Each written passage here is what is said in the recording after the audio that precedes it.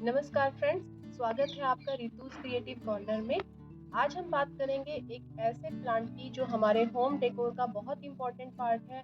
एक natural air purifying plant है और हमारे घर की खूबसूरती में चार चांद लगा देता है। लेकिन उससे पहले अगर आपने अभी तक मेरे चैनल को सब्सक्राइब नहीं किया है तो प्लीज़ पहले मेरे चैनल को सब्सक्राइब कर लीजिए, बेल आइकन भी दबा दीजिए ताकि आपको हर वीडियो का नोटिफिकेशन मिल जाए। और अगर आज की वीडियो आपको पसंद आती है तो प्लीज़ इस वीडियो को लाइक जरूर कीजिए, अपने फ्रेंड्स के साथ शेयर जरूर कीजिए।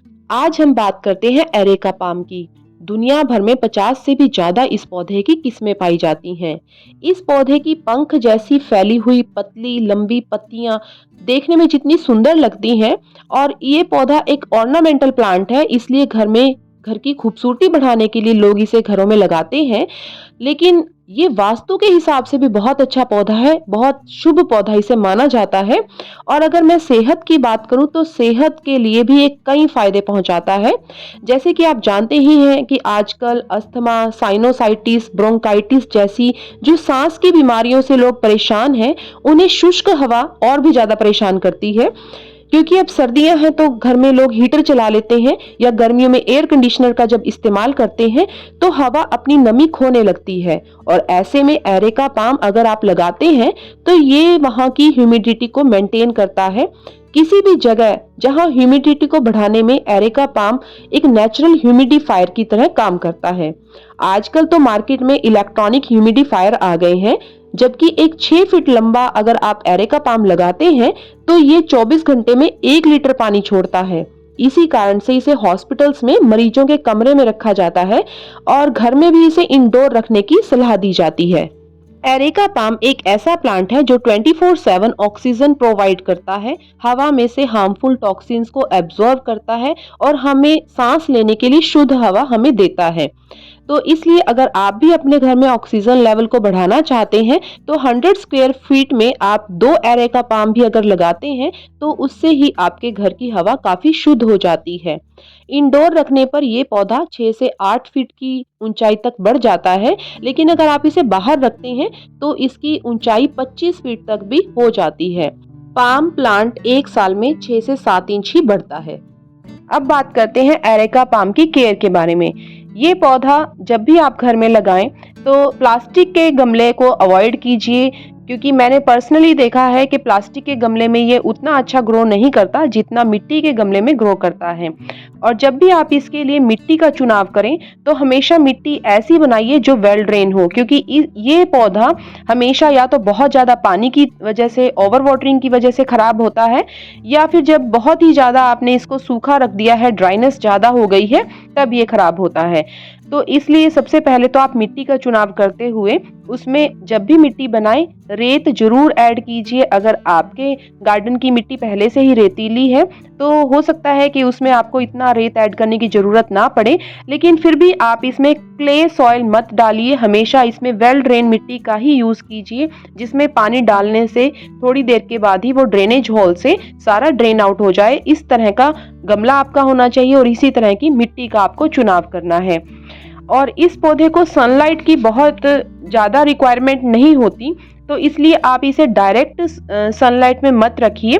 जहाँ भी आपको कोई दूसरा पौधा, आपके गार्डन में कोई ऊंचा पौधा है तो उसके नीचे आप रख सकते हैं इसे छाया में, या फिर अगर आपको इसे अंदर रखना है, इंडोर रखना है, तो फिर आप इसको ऐसी जगह पर रखिए जहां पर इसे ब्राइट इनडायरेक्ट सनलाइट मिल जाए। जैसे कि आप खिड़की के पास रख सकते हैं जहां से इसे बाहर से खूब रोशनी मिले, खूब ऐसी इनडायरेक्ट सनलाइट मिले। एरेका पाम को पानी की डिमांड भी कम ही रहती है। जब भी आपको लगे कि गमले की मिट्टी सूख गई है पूरी तरह से, तब आपने उसमें पानी देना है। अभी आप देख रहे हैं कि ये जो गमले में मिट्टी है इसमें अभी नमी है। वैसे तो समय आ गया है कि इसे पानी दिया जाए, लेकिन वो आज की बजाय हम इसमें कल पानी देंगे।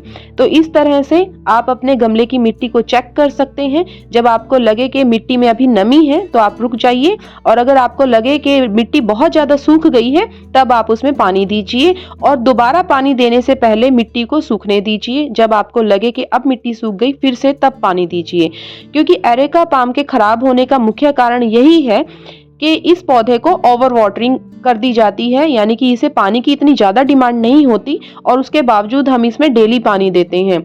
सर्दियों में तो हमें इसका और भी ज़्यादा ध्यान रखना है, क्योंकि बहुत ज़्यादा पानी अगर आप दे रहे हैं तो आप इस चीज़ से पहचान सकते हैं कि इसकी पत्तियों की जो टिप है वो ग्रीन से ब्राउन हो जाएगी और फिर वो खराब हो जाएगी। और इसको आपने बहुत ज़्यादा ड्राई भी नहीं रखना कि आपने देखा कि गमले की मिट्टी बिल्कुल सूख चुकी है और फिर भी आप उसमें पानी ना दें, ऐसा भी नहीं करना है। और आपने अपने पौधे को कभी भी खारा पानी नहीं देना या नमक वाला पानी, जैसे कि कई ऐसी जगह होती हैं जहाँ पर खारा पानी आता है, तो खारा पानी आप इसे मत दीजिए, इससे भी आपका पौधा खराब होगा। और हमेशा आपने पौधे को ओवर वाटरिंग और अंडर वाटरिंग से बचाना है। एरेका पाम को बहुत ज़्यादा फर्टिलाइज़र की ज़रूरत नहीं होती है, और अगर आप खाद देना चाहते हैं तो सर्दियों की बजाय आप गर्मियों में ही इसे खाद दें। आप ऐसा भी कर सकते हैं कि एक वर्ष में एक बार ऊपर से 2 इंच मिट्टी की परत को उतार लीजिए और उस मिट्टी में बराबर मात्रा में काउडंग मैन्योर या वर्मी कंपोस्ट आप मिला सकते हैं, या कोई भी ऑर्गेनिक फर्टिलाइज़र जो आपके पास है उसे मिलाकर दोबारा से उस मिट्टी को गमले में डाल दें। इस तरह भी आप अपने पौधे को पूरा पोषण दे सकते हैं। वैसे तो एरेका पाम पर कोई पेस्ट अटैक नहीं होता, लेकिन इस पर स्पाइडर माइट्स या वाइट फ्लाई हो जाती हैं कई बार, तो उसके लिए आप अपने पौधे को टाइम टू टाइम चेक करते रहिए। और इसका अगर आपको ऐसा कुछ दिखाई देता है तो आप घरेलू उपाय कर सकते हैं। 1 चम्मच शैम्पू को आपने 1 लीटर पानी में घोलना है, मिक्स करना है और उस पानी को पौधे की पत्तियों पर स्प्रे करना है, जिससे कि इस पर जो भी पेस्ट हैं वो साफ हो जाएंगे। एरेका पाम की प्रोपोगेशन बहुत इजी है, आप एक पौधे से ही कई सारे पौधे बना सकते हैं। ये मैंने जो अलग अलग गमले में पौधे लगा रखे हैं, ये पहले एक ही गमले में थे, मैंने एक ही गमले में लिया था इनको, और फिर इसकी काफ़ी सारी जो ब्रांचेस थी वो मैच्योर हो गई और अभी देखिए नई नई और छोटी छोटी ब्रांचेस भी निकली हुई हैं। जब ये भी मैच्योर हो जाएंगी तो हम इनको बाद में सेपरेट कर सकते हैं। जब आपको लगे कि आपका जो गमला है पौधा उसमें काफ़ी कॉम्पैक्ट हो चुका है, तो आप उसको डिवाइड कर लीजिए और नए पौधे आपके तैयार हो जाएंगे। 2 या 3 साल में पौधा पुराना हो जाता है और उसकी जो भी 8-10 डंडियां उसमें दिखाई देती हैं, उनको हम फिर रूट से डिवाइड करके नए पौधे बना सकते हैं। और हर 2 साल में गमले का साइज 2-2 इंच करके बढ़ा देना चाहिए, जिससे कि पौधे को अच्छी ग्रोथ करने के लिए स्पेस मिल जाता है। और अगर हम इनको डिवाइड करते हैं तो उससे पौधों की संख्या बढ़ जाती है, हमें नए पौधे मिल जाते हैं। एरेका पाम को हेल्दी रखने के लिए टेम्परेचर का भी ध्यान रखना पड़ता है, इसलिए बहुत ज़्यादा गर्मी और बहुत ज़्यादा सर्दी होने पर आप अपने पौधे को ऐसी जगह पर रखिए जहाँ पर इसे इनडायरेक्ट सनलाइट मिले। डायरेक्ट इसे बाहर ना तो बहुत ज़्यादा धूप में छोड़िए और ना ही बहुत ज़्यादा सर्दी में इसे रखिए। और इस पौधे को ह्यूमिडिटी की भी ज़रूरत होती है, तो अगर ऐसा है जहाँ पर ड्राइनेस ज़्यादा है तो आप वहाँ किसी बर्तन में कुछ पत्थर डालकर पानी भर के रख दीजिए। जैसे जैसे पानी इवेपोरेट होगा वो नमी पौधे को मिलती रहेगी, जिससे कि आपके पौधे की हेल्थ अच्छी रहेगी। तो आज की ये वीडियो आपको कैसी लगी मुझे कमेंट्स में ज़रूर बताइए, और अगर आपने अभी तक मेरे चैनल को सब्सक्राइब नहीं किया है तो प्लीज़ चैनल को सब्सक्राइब कर लीजिए। वीडियो अच्छी लगी है तो लाइक ज़रूर करिए और अपने फ्रेंड्स के साथ शेयर कीजिए। Thank you so much.